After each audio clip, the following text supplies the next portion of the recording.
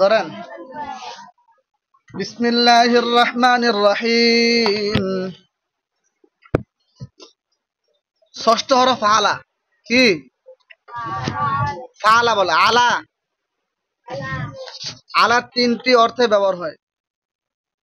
এক নাম্বার ইস্তিআলা উন। ইস্তিআলা মানে কোন বস্তু উপরে থাকা। হ্যাঁ, এর অর্থে যেমন জাইদুন আলা সাতহি, জাইদুন আলা সাতহি, জায়েদ ছাদের উপর আছে। এই উদাহরণে আলা বাস্তবে উপরের অর্থ আছে, ঠিক না?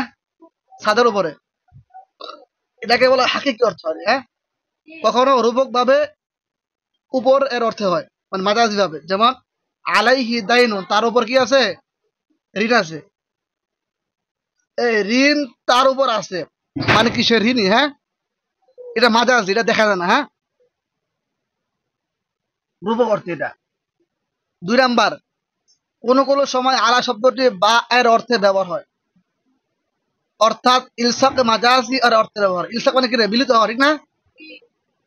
যেমন মারারতু আলাইহি, ইহা মারারতু বিহি এর অর্থে ব্যবহৃত হয়েছে, অর্থাৎ কি আমি তাহার কাছ দিয়ে গিয়েছি।